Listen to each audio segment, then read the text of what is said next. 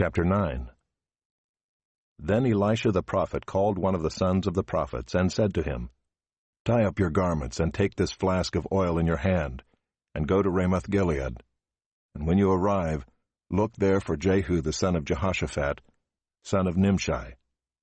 And go in and have him rise from among his fellows, and lead him to an inner chamber.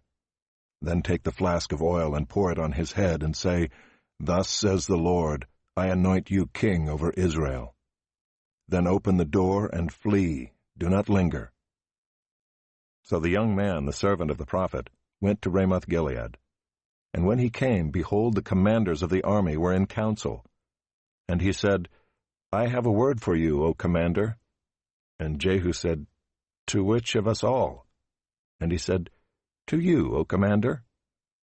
So he arose and went into the house, and the young man poured the oil on his head, saying to him, Thus says the Lord, the God of Israel, I anoint you king over the people of the Lord, over Israel. And you shall strike down the house of Ahab your master, so that I may avenge on Jezebel the blood of my servants the prophets, and the blood of all the servants of the Lord. For the whole house of Ahab shall perish, and I will cut off from Ahab every male, bond or free, in Israel. And I will make the house of Ahab like the house of Jeroboam the son of Nebat, and like the house of Baasha the son of Ahijah. And the dogs shall eat Jezebel in the territory of Jezreel, and none shall bury her. Then he opened the door and fled. When Jehu came out to the servants of his master, they said to him, Is all well? Why did this mad fellow come to you? And he said to them, You know the fellow and his talk. And they said, That is not true. Tell us now.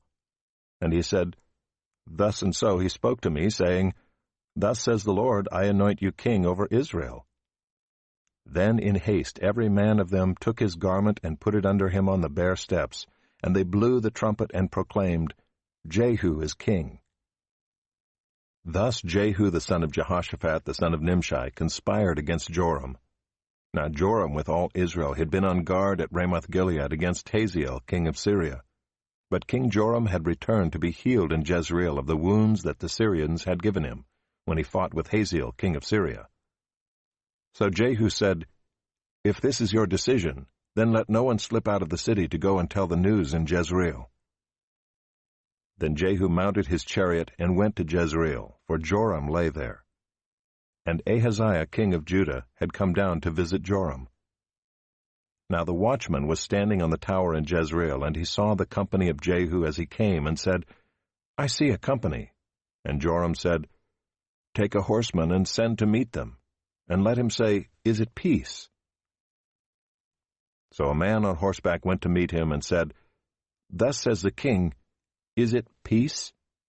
And Jehu said, What do you have to do with peace? Turn around and ride behind me. And the watchman reported, saying, The messenger reached them, but he is not coming back. Then he sent out a second horseman, who came to them and said, Thus the king has said, Is it peace? And Jehu answered, What do you have to do with peace? Turn around and ride behind me.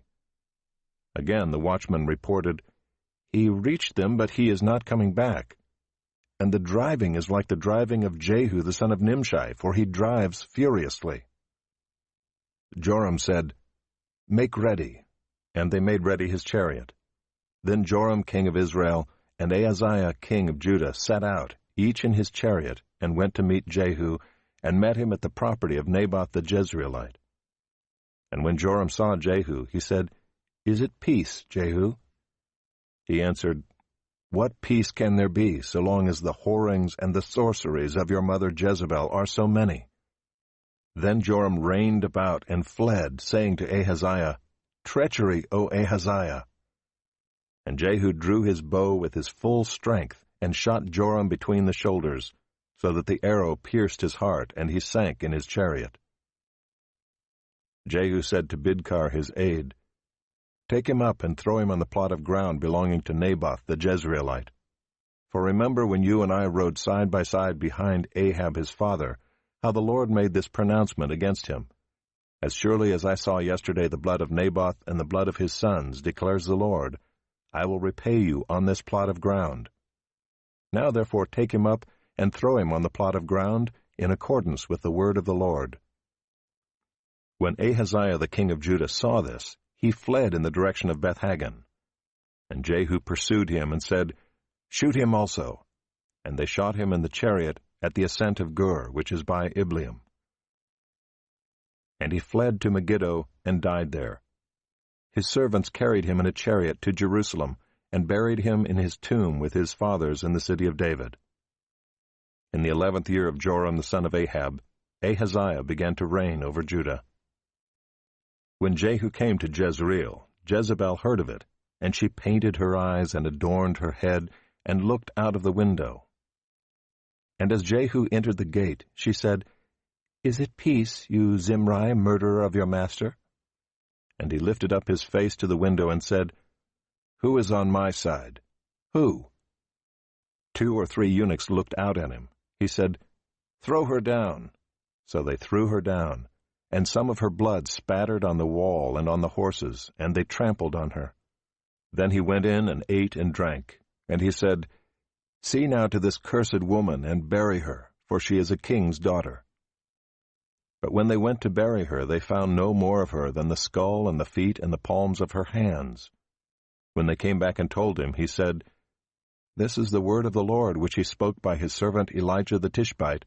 In the territory of Jezreel, the dogs shall eat the flesh of Jezebel, and the corpse of Jezebel shall be as dung on the face of the field in the territory of Jezreel, so that no one can say, 'This is Jezebel.'"